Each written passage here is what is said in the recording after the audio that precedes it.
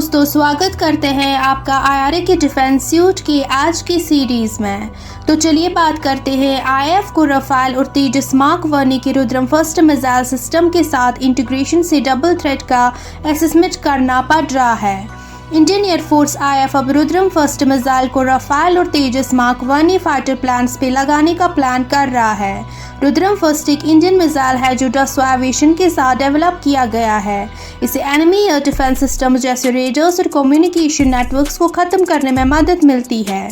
IF इसे missile को Rafale में लगाकर उसका इस्तेमाल बढ़ाना चाहता है, जो एक बहुत एडवांस्ड फाइटर जेट है। अदानी डिफेंस से मिसाइल बनाता है और जब IF बड़ा ऑर्डर देगा तब ये Su-30 मार्क 1 प्लान्स के लिए प्रोडक्शन शुरू करेंगे।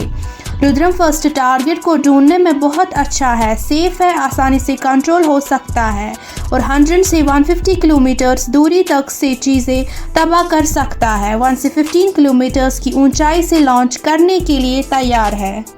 बढ़ते हैं एक और खबर की तरफ। स्मर्च IF का MiG-25 रेडर है जो शोर को इफेक्टिवली कम कर सकता है।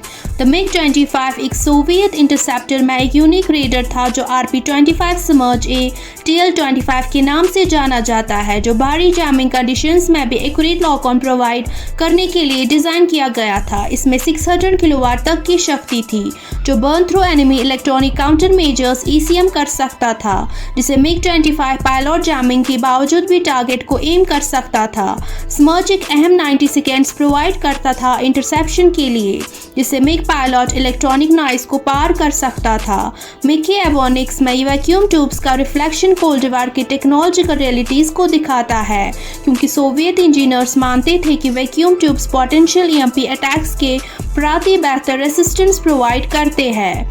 मिग इनिशियल टारगेट एक्विजिशन और ट्रैकिंग के लिए ग्राउंड कंट्रोल इंटरसेप्ट TCI पर डिपेंड करता था, जबकि स्मर्च उसके वेपन सिस्टम्स के लिए शक्तिशाली फाइनल कंफर्मेशन प्रोवाइड करता था। इंडियन एयरफोर्स IF उन देशों में से एक था जो इस इंटरसेप्टर को ऑपरेट करता था प्राइमरी रिकॉनोसेंस मिशंस के लिए। स्मर्च रेडर कोल्ड वॉर एक दौरान हाई स्टैक्स इंटरसेप्शंस के लिए एक स्पेशलाइज्ड टूल के रूप में उभरता था, जो एक दुनिया में इलेक्ट्रॉनिक वारफेयर पर ज़्यादा ध्यान फोकस होने वाले समय में एक वैल्यूएबल एसेट था। बढ़ते हैं एक और खबर की तरफ। इंडिया और US javelin anti tank missiles के को प्रोडक्शन पर चर्चा कर रहे हैं। इंडिया और US के बीच में American javelin anti tank missiles की को प्रोडक्शन पर चर्चा हो रही है, जिसे इंडियन मिलिट्री की ज़रूरत को पूरा किया जा सके। ये डिस्कशन एक हाई लेवल की US से इंडिया विजिट के दौरान हुई। इंडियन आर्मी को नए एंटी टैंक गाइडेड मिसाइल्स की ज़रूरत है, जो इजरायली स्पाइक ATGMs के जरिए से इमरजेंसी प्रोक्योरमेंट के तहत हासिल किए गए हैं। थर्ड जनरेशन के ATGMs की ज़रूरत लंबे समय से थी और ग्लोबल रूट से वेपन सिस्टम्स हासिल करने की कोशिशें सफल नहीं रही है।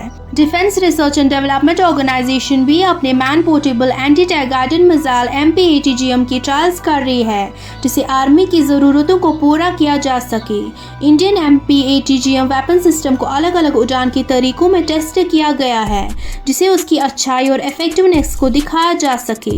Indian army shoulder fired missile system की तरफ देख रही है, जो हल्की बारी है और ट्रूप्स द्वारा डिफिकल्ट टेरेन में बिना ज़्यादा ट्रूप्स को शामिल किए जा सके।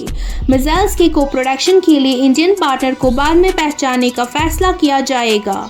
जावलिन मिसाइल्स जो अमेरिकन डिफेंस गेट्स, रेडियन और लॉकहीड मार्टिन द्वारा जॉइंटली प्रोड्यूस और डेवलप किए गए हैं, इन्हें वेरियस पार्टनर कंट्रीज़ को भेजा गया है और उन्होंने कई पुराने और चल रहे कॉन्फ्लिक्ट्स में भाग लिया है। हमारे साथ जुड़े रहने के लिए शुक्रिया। मिलते हैं अगली खबर के साथ अगली वीडियो में।